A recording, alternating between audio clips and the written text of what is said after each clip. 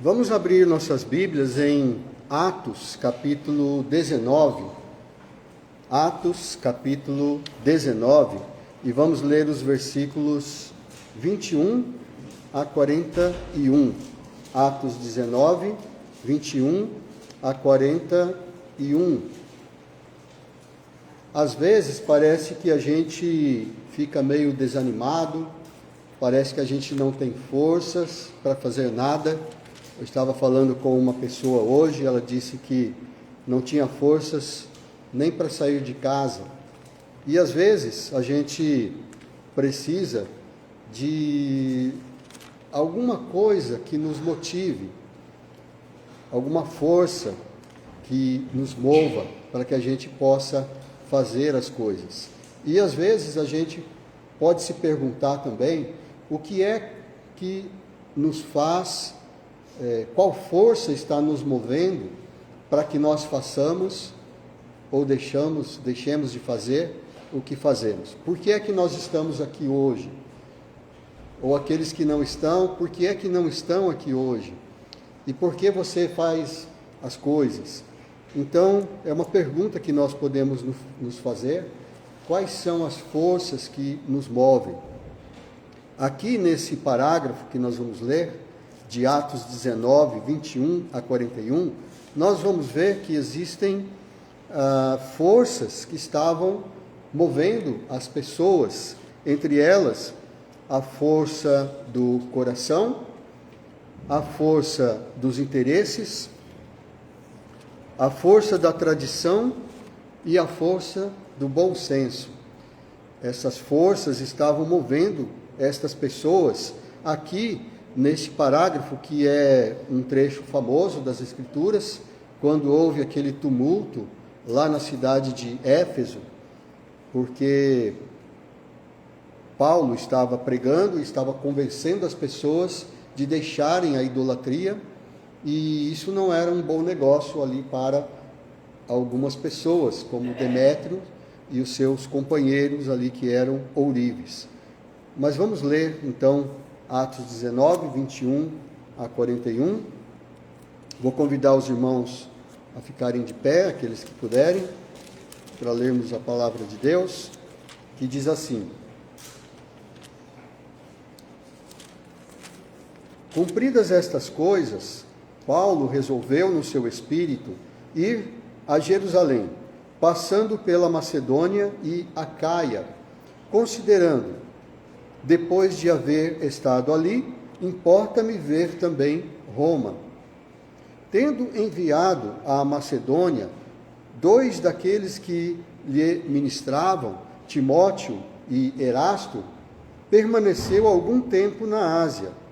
Por esse tempo, houve grande alvoroço acerca do caminho, pois um ourives, chamado Demétrio, que fazia de prata nichos de Diana, e que dava muito lucro aos artífices, convocando-os juntamente com outros da mesma profissão, disse-lhes: Senhores, sabeis que desse ofício vem a nossa prosperidade, e estáis vendo e ouvindo que não só em Éfeso, mas em quase toda a Ásia, este Paulo tem persuadido e desencaminhado muita gente, afirmando não serem deuses os que são feitos por mãos humanas. Não somente há o perigo de a nossa profissão cair em descrédito, como também o próprio templo da grande deusa Diana ser estimado em nada, e ser mesmo destruída a majestade daquela que toda a Ásia e todo o mundo adoram. Ouvindo isto, encheram-se de furor e clamavam: Grande é a Diana dos Efésios. Foi a cidade tomada de confusão, e todos a uma arremeteram para o teatro, arrebatando os macedônios, Gaio e Aristarco, companheiros de Paulo. Querendo este apresentar-se ao povo, não lhe permitiram os discípulos, Também as iarcas, que eram amigos de Paulo, mandaram rogar-lhe que não se arriscasse indo ao teatro. Uns, pois, gritavam de uma forma, outros de outra, porque a assembleia caíra em confusão, e, na sua maior parte, nem sabiam por que motivo estavam reunidos. Então, tiraram Alexandre dentre a multidão, impelindo os judeus para a frente. Este, acenando com a mão, queria falar ao povo. Quando, porém, reconheceram que ele era judeu, todos a uma voz gritaram por espaço de quase 2 horas: grande é a Diana dos Efésios. O escrivão da cidade, tendo apaziguado o povo, disse: Senhores, Efésios, quem porventura não sabe que a cidade de Éfeso é a guardiã do templo da grande Diana e da imagem que caiu de Júpiter?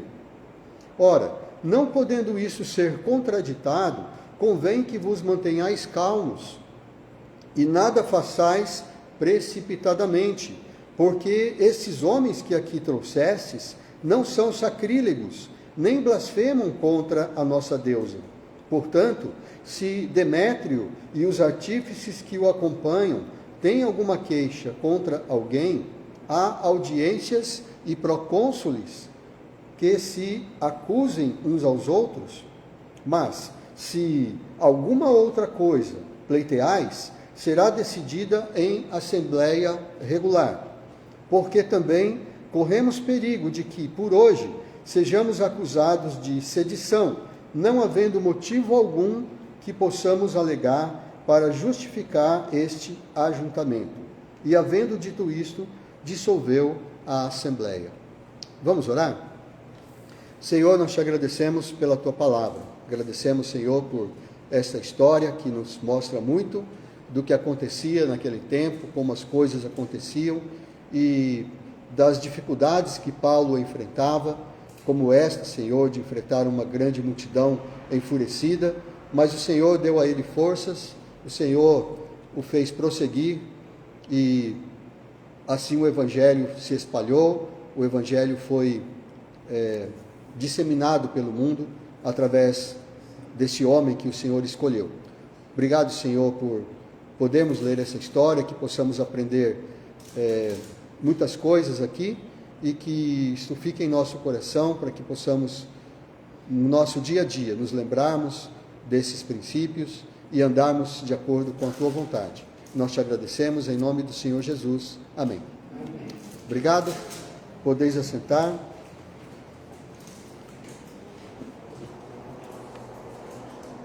As forças que nos movem. Aqui a gente vê pessoas sendo movidas, sendo motivadas por várias forças. Eu identifiquei aqui algumas. A primeira delas é a força do coração. Nos versículos 21 e 22, a gente vê pessoas agindo com o coração, porque o seu coração pedia para fazer alguma coisa. Então, esta era uma força que estava agindo, e a gente vê no próprio Paulo isto acontecendo. Paulo, aqui diz nos versículos 21 e 22, que ele resolveu no seu espírito, ele pensou consigo mesmo, ou seja, no seu coração, consigo mesmo.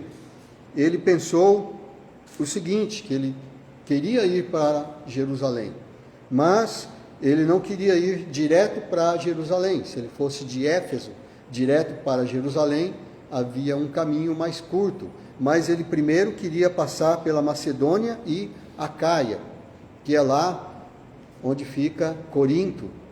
O livro que o Alcir estava lendo, ele menciona, inclusive, esta decisão de Paulo, essa intenção de Paulo de passar por lá.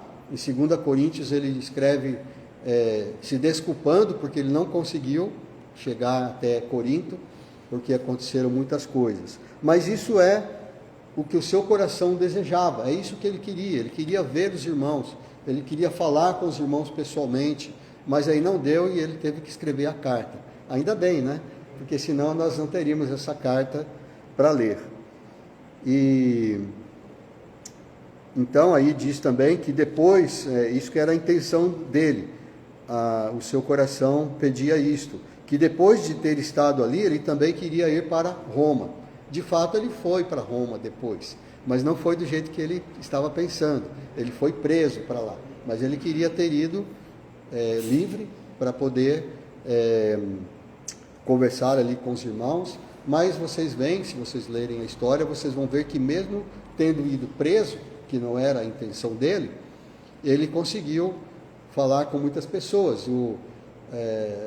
As autoridades ali deram para ele autorização para que ele morasse na sua própria casa, que ele pagasse aluguel, e ali ele recebia muita gente. Ele não podia sair, mas outras pessoas podiam ir até ele, e assim ele pôde falar muitas coisas. Então, Paulo estava agindo aqui, estava tomando decisões com o coração. A força que o movia era o seu coração. As pessoas costumam agir assim. Eu e você costumamos fazer isso, não é? Nosso coração pede e nós vamos lá e fazemos. Nem sempre é bom a gente seguir o coração, mas a gente acaba seguindo. Porque o coração fala muito forte, ele é uma força muito grande em nós. Por isso que é importante que o nosso coração esteja submetido à vontade de Deus. Que o nosso coração não seja o nosso rei, mas Deus, Jesus, é o nosso rei. E se o nosso coração pede para fazer algo que não é de acordo com a vontade de Deus, então nós não devemos seguir essa força do coração. Mas às vezes é uma coisa que a gente não sabe, a gente está em dúvida. Então vá em frente, segue o seu coração.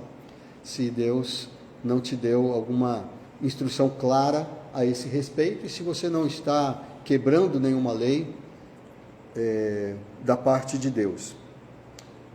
Tem um homem no Antigo Testamento chamado Esdras, que ele seguiu o seu coração.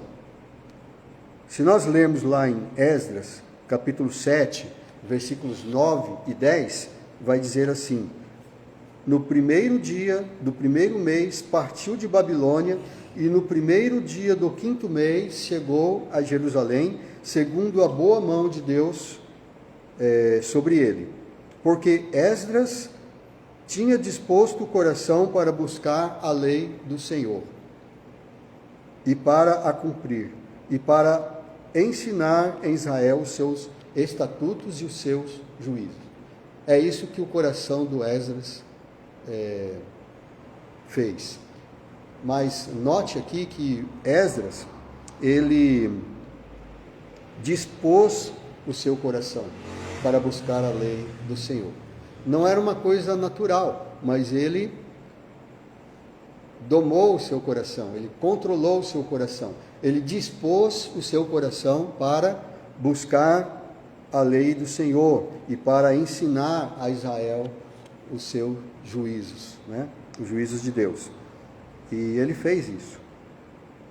Paulo, ele também disse aos Colossenses, né, em Colossenses 3, 23, tudo quanto fizerdes, fazei-o de todo o coração, não como para o Senhor, aliás, não como para homens, né, mas para o Senhor, como para o Senhor e não para homens. E nós temos também uma passagem lá em Filipenses, que ele fala do Epafrodito, que foi visitar Paulo na prisão, da parte lá dos filipenses, e diz que o Epafrodito, Paulo o elogiou, disse que era para eles o receberem com toda alegria, para o tratarem bem, porque ele chegou às portas da morte, diz ali no versículo 30 de Filipenses 2:30. Ele chegou às portas da morte, ele ficou doente por causa dessa viagem para ir lá, mas ele fez isso para suprir a carência deles, ou seja, os filipenses queriam fazer alguma coisa para o Paulo, que estava na prisão. Eu acho que eles queriam mandar uma oferta para Paulo, e o Epafrodito então foi encarregado. Epafrodito então ele agiu com o coração. Ele estava disposto a dar a própria vida. Então, o que ele estava fazendo de todo o seu coração, como para o Senhor e não para homens. Então, é legítimo você agir, você ser movido por esta força, a força do seu coração, desde que esteja, é claro, dentro dos planos e dentro da vontade do Senhor. E você também pode direcionar o seu coração, como Esdras fez, para amar a lei do Senhor, para ensinar, para aprender e ensinar. Quando a gente ia lá para Araçatuba, nos acampamentos, a gente sempre cantava este hino, que fala assim: ó Pai, abre o meu coração, eu quero sentir pelas almas paixão, quero trabalhar e contribuir, quero ser um vaso usado por Ti. Ó Pai, abre o meu coração, muitos estão por aí a seguir, e eu aqui sem nada fazer, quero trabalhar e contribuir, quero ser um vaso usado por Ti. Ó Pai, abre o meu coração. Eu gostava muito desse cântico, né? E sempre quando a gente ia lá, a gente cantava. No meu coração, quando eu era bem jovem, quando a gente ia lá nos acampamentos, eu queria ser um missionário, queria ir lá para os índios, né? Uma vez um missionário foi até lá, numa das conferências que tinha lá, ele mostrou os vídeos, né, do seu ministério lá entre os índios e de outros missionários, né? E tinha muitas coisas ali difíceis. Ele, por exemplo, mostrou lá os índios, alguns índios na África, por exemplo, eles comiam ratos, né? Cozinhavam ratos lá. Ele mostrou esses vídeos, né? Mostrou coisas assim difíceis, né, que aconteciam, mostrando assim que a vida do missionário não era fácil, né? Mas eu mesmo assim queria ir, né?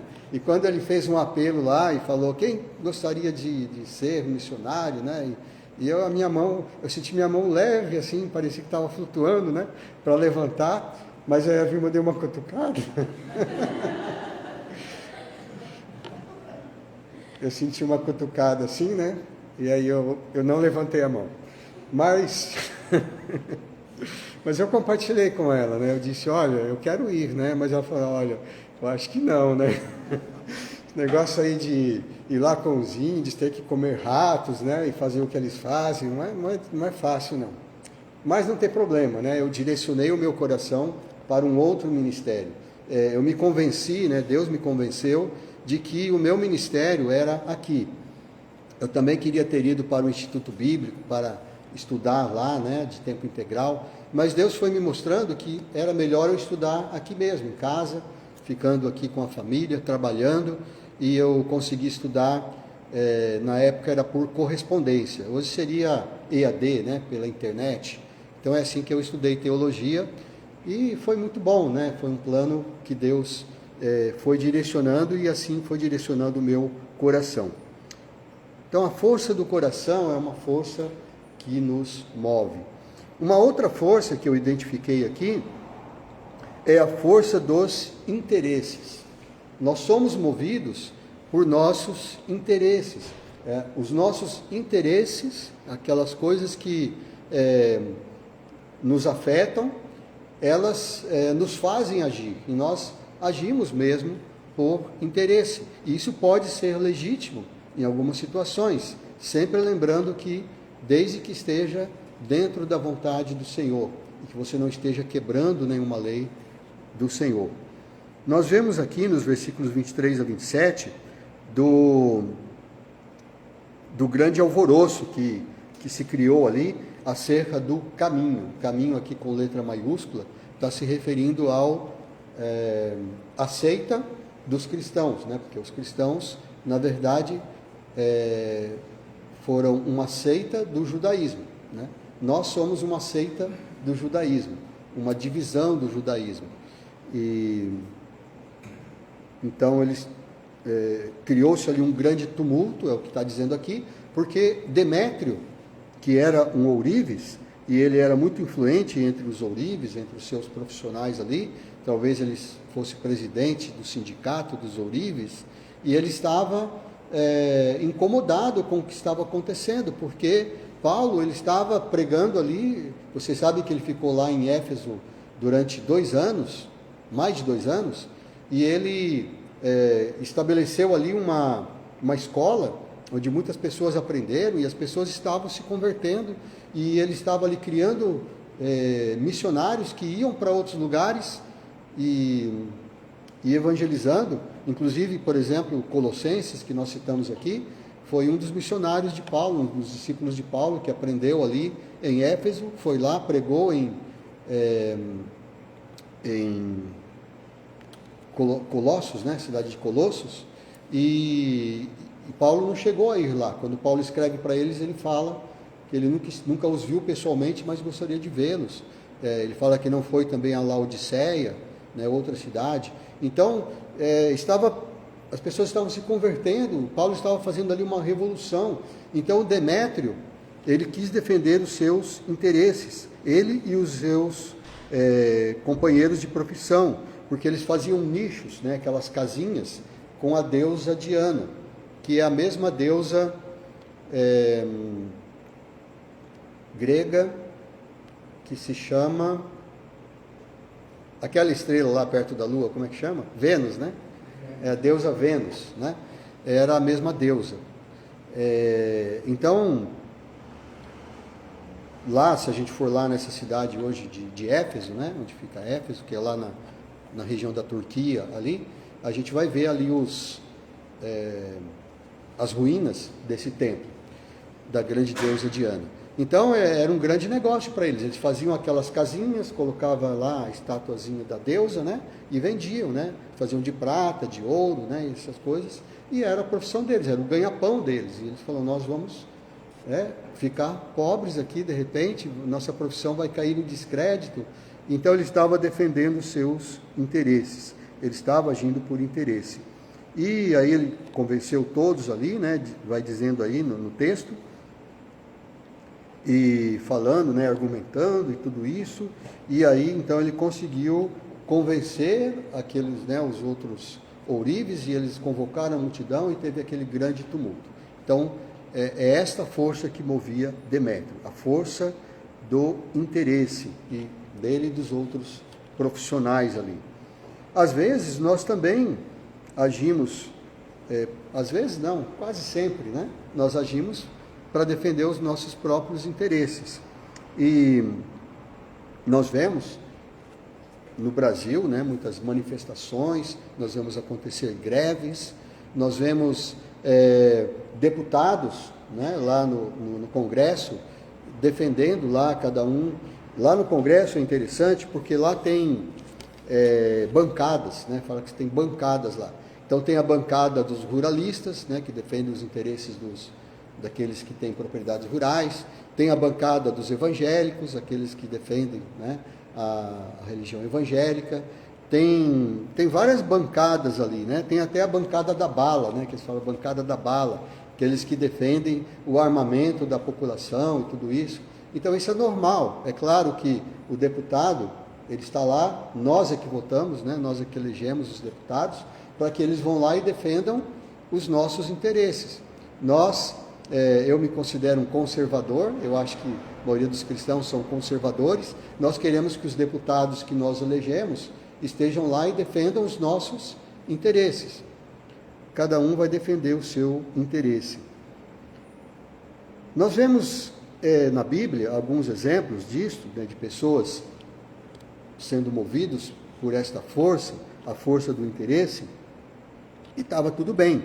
Por exemplo, as filhas de Zelofeade, as famosas filhas de Zelofeade. Essa história está em Números, capítulo 27, de 1 a 7. Elas eram filhas de um descendente de Manassés, e o pai delas não teve filhos homens, só teve filhas mulheres. E a tradição, e a lei também dizia isso, que as propriedades, né, dos israelitas ali, não podia ser vendida. Elas tinham que ficar na família. Então, o que acontecia quando alguém não tinha um filho homem? Só tinha filhas mulheres, como no caso do Zelofeade, teve 4 filhas mulheres e não teve nenhum filho homem. As mulheres iam se casar e a herança deles ia para a tribo do marido delas, né, de quem elas se casassem, né? Então, elas protestaram, foram lá defender os seus interesses, foram lá falar com Moisés. Moisés, olha aqui, nós somos 4 filhas do Zelofeade, nosso pai não teve filhos homens, e o que vai acontecer? Nosso pai vai ficar sem ser representado aqui, né? Como é que fica isso, né? E o Moisés, então, ele levou esse assunto para Deus. E olha o que Deus respondeu. Se você ler lá em Números 27, vocês vão ver que o Senhor respondeu para Moisés: as filhas de Zelofeade falam o que é justo. Elas têm razão, é isso mesmo, né? Elas têm que defender os seus interesses aí. Então vamos criar uma lei, né? Vamos fazer uma emenda constitucional aqui, né? Vamos colocar que quando alguém só tiver filhas mulheres, então, como não teve filhos homens, elas vão ter direito à herança. Pronto, está resolvido o problema. Elas foram para casa felizes, né? Então elas foram atendidas ali, seus interesses foram atendidos. Estava tudo bem, né? Elas não fizeram nada errado, não se rebelaram, mas elas foram lá e reivindicaram seus direitos. Aí, mas o que aconteceu? Aí os outros parentes dela, né, que também eram descendentes de Manassés, falaram: peraí, mas e aí? E se elas se casam com alguém de Efraim? E se elas se casam com alguém de Judá? O que vai acontecer? A herança que elas vão receber do pai, do Zelofeade, que era de Manassés, vai para Judá, vai para... né? E se essa lei, né, porque se essa lei aí vai continuar, significa então que um dia a nossa herança pode acabar, né? Porque se todos os homens só têm filhas mulheres, elas se casam com outros, aí a herança vai para outros lugares, né, e tal, elas levam junto a herança, como é que fica? Vamos lá falar com Moisés. E aí, Moisés, como é que é? E aí Moisés, de novo, vai lá, fala com o Senhor. Senhor, olha aqui, né, o que eles estão falando. Aí Deus fala assim para Moisés: tá certo, eles estão certos também, é justo, né? Então vamos fazer uma outra emenda constitucional aqui, né? Vamos colocar o seguinte: elas podem se casar com quem elas quiserem, desde que se casem dentro das tribos, né, de que elas são parte. Então, então ficou tudo bem, né? Cada um conseguiu defender os seus interesses, elas entenderam, né? E elas se casaram com seus primos, né? Cada uma se casou com um primo, que era então da mesma família ali, então ficou estabelecido assim. Então é normal nós agirmos por nós. Quem não age, né, para defender seus interesses, né? Como a gente costuma dizer, né? Quem não puxa brasa para sua sardinha, né? Nós temos que defender nossos interesses, desde que não sejam fora dos planos do Senhor, fora da vontade do Senhor, e não fira nenhuma lei de Deus. Força dos interesses. Outra força que eu identifiquei aqui é a força da tradição. A força da tradição muitas vezes nos move. Muitas vezes nós agimos por causa da tradição. E essa força nos faz ser o que somos ou fazer o que fazemos e assim por diante. Nós encontramos nos versículos 28 a 34, a continuação dessa história, né? Então o povo se enfureceu e começou a gritar: grande é a Diana dos Efésios, grande é a Diana dos Efésios. Por quê? Porque era a tradição deles, era a tradição que Éfeso tinha, a grande cidade de Éfeso tinha aquele templo, era um ponto turístico, e Éfeso era uma cidade importante, passavam por ali muitos comerciantes, muitos viajantes, e eles iam lá visitar o templo da grande deusa Diana, era um símbolo da cidade. Então o povo, mesmo aqueles que não eram ourives, que não faziam comércio dessas coisas, eles queriam defender a sua tradição. E então diz ali, né, que houve uma grande confusão, eles foram lá no teatro, no lugar que eles costumavam se reunir para fazer as assembleias, porque era assim que o povo vivia no tempo do Império Romano, era assim que as leis funcionavam, era tudo organizado ali, né? Mas aí eles começaram a gritar e falavam assim que muitos ali que estavam gritando nem sabiam por que estavam ali. Eles, né, foram aquele efeito manada, como se fala, né? Eles foram lá, todo mundo estava, o que está acontecendo? O que está acontecendo? Ah, estão querendo derrubar o templo da Diana e tudo isso, e aí, né? As fake news começaram a rolar ali e as pessoas começaram a ir, muitos nem sabiam por que estavam ali. A tradição, né? Grande é a Diana dos Efésios. E quando eles tentaram apaziguar a multidão, colocaram ali alguém para falar, parece que era Alexandre o nome dele, né? Era Alexandre. Eles empurraram o Alexandre para frente, ó, vê se você consegue falar com o povo ali, né? Aí o Alexandre começou a falar, mas o Alexandre era judeu. Aí quando eles viram que ele era judeu, aí que eles começaram a gritar mais ainda, né? Grande é a Diana dos Efésios, e ninguém conseguia falar mais nada, né? Então, agir pela força da tradição. Muitas coisas que nós fazemos, às vezes nós nem sabemos por que nós fazemos assim, mas é a tradição. Ah, porque a minha mãe sempre me ensinou assim, porque a minha avó fazia assim, por que eu vou mudar, né? E muitas coisas são assim. Nós, evangélicos, temos muitas tradições. Cada igreja tem uma tradição, né? Algumas igrejas, por exemplo, as mulheres têm que usar o véu, né? É uma tradição da igreja. Na nossa igreja não tem essa tradição, mas tem outras tradições, né? Nós costumamos nos reunir, né, em determinados horários, e nós começamos com cânticos, e os cânticos não são qualquer um, nós escolhemos quais são, e nós procuramos, né? Nós temos toda aquela tradição, e é assim que nós agimos, né? Pela força da tradição. Nós somos um país, o Brasil é um país muito católico, tem uma tradição católica muito forte, e muitas das tradições católicas ainda nos influenciam, mesmo que nós sejamos evangélicos. Quando nós tínhamos um ministério lá no Jardim Antunes, nós realizávamos ali a escola dominical. O Rafael era bem pequenininho, né? Estava lá no meio das crianças, ali na escola dominical, e muitas pessoas ali se converteram, né? Muitas crianças, pais de crianças, muitos já eram convertidos e começavam a frequentar ali a escola dominical, mas uma coisa interessante que acontecia, até mesmo em pessoas que vinham aqui na igreja, né? Novos convertidos, às vezes, falavam com a gente o seguinte: olha, eu vou batizar o meu filho, né, os meus bebês, né, eu vou batizar na igreja católica. A gente fala, mas por quê, né? Por que você vai batizar na igreja católica? Nós somos evangélicos, né? Você já se converteu.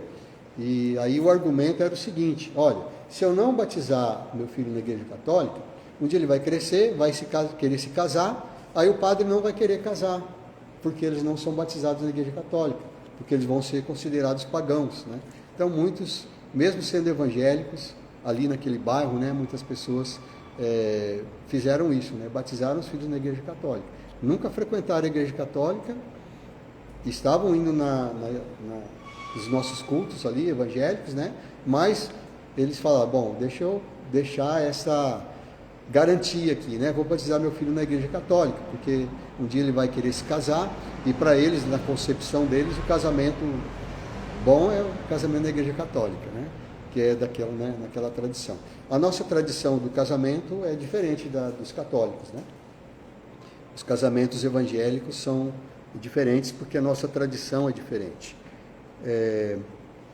Então, muitas vezes, fazemos as coisas por força da tradição. E isso pode ser bom ou pode ser ruim. Se a tradição é boa, é bom nós guardarmos. Tem, por exemplo, um caso na Bíblia do Jonadab, Jeremias, capítulo 36, ele conta essa história. Em Jeremias, capítulo 36, de 1 a 19, Deus manda Jeremias falar com recabitas, né, que eram os descendentes de um tal de Jonadab, que eram da família de Recabe, de uma pessoa chamada Recabe, então eles eram chamados recabitas. Deus falou para o Jeremias ir lá e falou, fala com eles, vai lá, convida eles para a sua casa, né? E chega lá, quando eles forem lá para a sua casa, serve vinho para eles. Era normal para eles, assim como nós hoje, as pessoas vão em casa e servem cafezinho, né? A gente serve cafezinho, eles serviam o vinho, né? Era normal, era assim que você recebia as visitas, né? Ele falou, vai lá e serve lá um vinho para eles, né? E vê o que eles vão falar. Aí ele fez isso, né? Quando ele ofereceu vinho para eles, eles recusaram, falaram, não, nós não vamos beber vinho. Mas por que vocês não vão beber? Ah, porque o nosso pai, né, o Jonadab, que era filho de Recabe, né, nos deixou essa tradição, e na nossa tradição nós não bebemos vinho, né? Essa é a nossa tradição, e já era uma tradição de várias gerações, pelo menos 3 gerações já tinham se passado. Então Deus, ele mandou o Jeremias fazer isso para ele dar uma lição, para depois ele ir lá e falar com os moradores de Jerusalém. Falou, vocês viram os filhos de Recabe? Eles guardam a tradição dos seus avós, né? Porque os seus avós diziam para eles não beber vinho, eles não bebem até hoje. Olha só como eles estão fazendo bem. Por isso eu vou recompensá-los. Deus disse que ia recompensá-los. Disse, olha, na família deles nunca vai faltar um homem, né, para continuar a sua geração. Então Deus ia recompensá-lo por causa disso. E aí fala para o povo de Jerusalém seguir esse exemplo.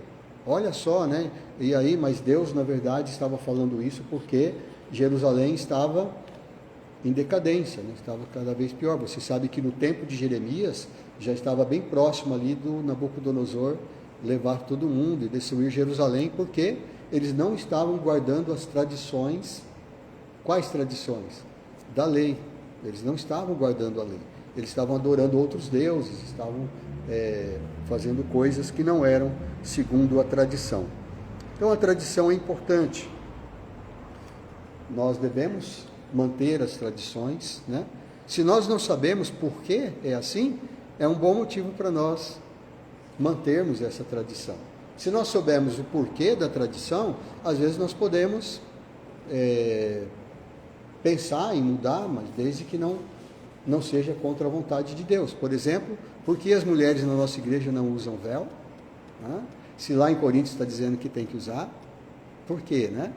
É bíblico, está na Bíblia lá, né? Falando. Por que as mulheres falam na nossa igreja? E lá em 1 Coríntios lá diz que a mulher não pode falar, tem que ficar quietinho, né? Por quê? Porque essa é uma tradição e nós sabemos o motivo dessa tradição e sabemos que isso não é importante agora, né? Que não, então Deus nos deu inteligência, né? Para a gente usar a inteligência, né? Então mulheres podem falar, viu? Não precisa usar véu, pelo menos por enquanto, né? Porque nós sabemos o motivo dessa tradição, né? Que naquele tempo era importante, naquele contexto era importante, mas agora não é. Então nós podemos descartar essa tradição. Mas muitas tradições nós guardamos até hoje porque nós sabemos o motivo, nós sabemos que é importante e então devemos guardar. Você é movido pela força da tradição? Isso é normal. A última força que nós vemos aqui, que nos move também, é a força do bom senso. Nós precisamos ter bom senso. E o bom senso nos leva a agir ou deixar de agir algumas vezes. Nós vemos isso nos versículos 35 a 41, quando o escrivão da cidade finalmente conseguiu apaziguar o povo, aquela multidão. Ele subiu e ele, sendo um homem de bom senso, ele conseguiu convencer a multidão de ter bom senso, de parar de fazer aquilo. Eles nem sabiam por que eles estavam naquele tumulto, nem sabiam o que eles estavam defendendo. E o escrivão, ele falou, olha, ele era um homem muito sábio, né? Ele falou assim, nós sabemos que a cidade de Éfeso é a guardiã da grande deusa Diana, ninguém está questionando isso, ninguém está questionando isso aqui. A imagem que caiu de Júpiter, né? Que eles achavam que era uma imagem que tinha caído de Júpiter e caiu, mas virou aquela estátua lá, né? Assim que eles pensavam. Eu acho que o escrivão não acreditava muito nisso, né? Mas o povo acreditava, então ele teve o bom senso de não questionar a fé daquele povo, né? Se vocês querem acreditar nisso, continuem acreditando, ninguém está questionando isso. O Paulo e os outros não estão questionando isso. Eles não foram sacrílegos contra a nossa deusa, eles não falaram mal contra a nossa deusa. Eles estão, o que eles estão ensinando, você pode seguir ou não, você é livre para seguir ou não. Eles só estão ensinando o que eles acreditam. Então é assim que ele fez, e ele também tentou convencê-los ali a agir com bom senso, porque ele disse o seguinte, olha, nós estamos reunidos aqui, e como que nós vamos justificar isso? Quando as autoridades, né, lá de Roma, né, o César, abriu um inquérito, né, para investigar por que esse tumulto aqui, o que nós vamos falar? Qual que vai ser o nosso argumento? Se o argumento é do Demétrio, né, é porque Paulo está interferindo nos interesses dele, então ele que vai aos tribunais. Tem os tribunais, ele pode ir lá, pode processar o Paulo, então vai pelo caminho da lei, né? Então ele falou assim, olha, esse ajuntamento aqui é muito perigoso, né? De repente vem aqui o exército de Roma e vai nos trucidar aqui, né? Vai pensar que nós estamos em rebelião contra o império. E aí ele falando dessa forma, com bom senso, ele conseguiu finalmente dispersar a multidão. E a multidão foi, cada um para sua casa. O Demétrio provavelmente entrou na justiça lá e tudo, mas o Paulo, né, queria ir lá para frente para falar com o povo, mas eles impediram Paulo. Paulo, não vai lá não, porque senão eles vão despedaçar ali, né? E aí o Paulo, então, com bom senso, ele ficou na dele, né, e depois ele foi embora da cidade, deixou ali a situação. Bom senso é uma força que nos move muitas vezes, e é bom a gente agir com bom senso. O Paulo, por exemplo, quando ele pregou em Atenas, em Atos 17, fala que o Paulo, quando ele chegou lá em Atenas, ele ficou revoltado com a idolatria do povo. Ele foi ali, o coração dele, né, se ele fosse agir pela força do coração, ele ia xingar todo mundo ali, vocês são os idólatras, vocês vão para o inferno, né, porque vocês estão adorando deuses falsos. Mas foi isso que ele fez? Não, ele agiu com bom senso. O que ele disse quando ele começou o sermão? No coração dele ele queria dizer uma coisa, né? Ele estava revoltado, mas o que ele disse? O que saiu da boca de Paulo? Ele disse, olha, senhores atenienses, vocês são acentuadamente religiosos. Ele não disse vocês são idólatras, né? Vocês são acentuadamente religiosos, né? Ele usou boas palavras, ele usou o que nós chamamos de eufemismo, né? De você enfeitar as palavras, né? Por quê? Bom senso. Se ele chegasse, né, com 4 pedras na mão, que a gente fala, né, já atacando pedra, ele não ia conseguir a atenção deles, não ia conseguir evangelizá-los. E fazendo dessa forma, com bom senso, ele conseguiu. Então nós precisamos também ter bom senso. Tem um caso negativo aqui, né? Um caso de alguém que não teve bom senso, ficou famoso no Brasil em 1995, acho que muitos aqui não tinham nascido, né? Mas aconteceu aqui no Brasil, no dia 12 de outubro, nós sabemos é o dia da criança, mas também é o dia da Santa Padroeira do Brasil, né?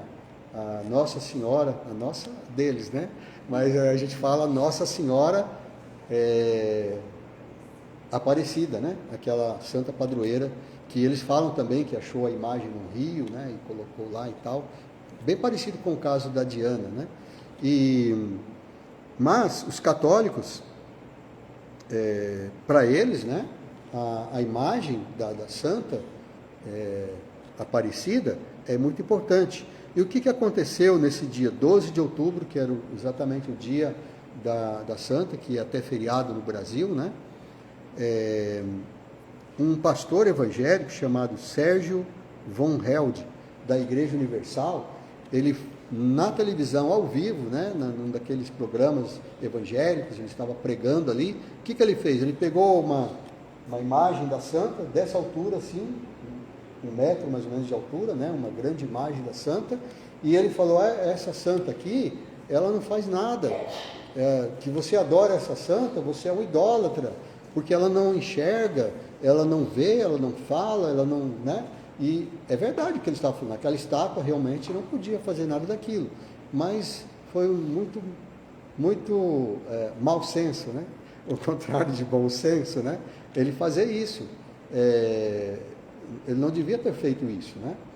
Ao vivo, na televisão ali. O que ele fez ainda? Ele pegou e chutou a santa, assim, né? Pegou e chutou. O povo, é claro, ficou revoltado, foi uma grande revolta. Não aconteceu igual lá em Éfeso, né? Mas quase, né? Se eles pegassem ele na rua, coitado dele, né?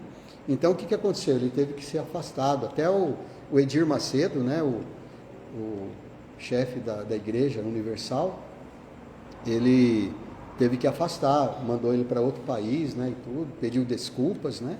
Para o povo católico e disse: olha, é claro que o que ele falou é o que nós acreditamos, mas não devia ter feito dessa forma, né?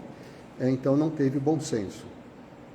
Bom senso, então, é uma das forças que nos move e devemos agir com bom senso. Qual é a força que move você, né? Qual é a força que te move? Por que você está aqui hoje? É por causa do seu coração? É por causa dos seus interesses? É por causa... esqueci aqui. É por causa da tradição, né? Porque é tradicional? Ou é por causa do bom senso, né? Eu tenho que ir na igreja, né? Eu estou cansado, né? Eu estou desanimado, mas o bom senso diz que eu devo ir na igreja, né? É por isso? Não importa, né? Desde que a força que esteja movendo você, ela seja controlada pelo Espírito Santo. Que o Espírito Santo esteja, na verdade, é Ele que deve mover você. É a maior força que te move. Agora, dentro desse contexto de você estar cheio do Espírito Santo, muitas vezes você vai agir por causa do seu coração, muitas vezes por causa dos seus interesses, muitas vezes por causa de uma tradição e muitas vezes por causa do bom senso. Você vai fazer ou deixar de fazer alguma coisa, assim como aconteceu ali. E Deus, Ele fez com que as coisas acontecessem dessa forma. Ele nos criou assim. Quando Deus nos criou, Ele nos criou, a Bíblia diz que Ele criou o homem à sua imagem e semelhança. Nós temos poder de decisão, nós temos livre-arbítrio, né? E muitas vezes você vai seguir para a direita em vez de seguir para a esquerda, ou para frente, ou você vai fazer ou deixar de fazer. Muitas vezes as decisões que você vai tomar serão erradas, vão dar em caminhos errados, mas é porque você não é perfeito, você errou, né? Mas aí você pode retomar, você pode voltar aos trilhos. Então é assim que nós somos, é assim que nós funcionamos. Estas são as forças que nos movem, e muitas outras, né? Mas nós devemos submeter tudo isso ao Senhor Jesus Cristo e crer em Jesus para a remissão dos nossos pecados e assim andar com Cristo. E quando essas forças nos impelirem, né, que seja de acordo com a vontade de Deus. Amém? Assim seja com todos nós. Vamos terminar com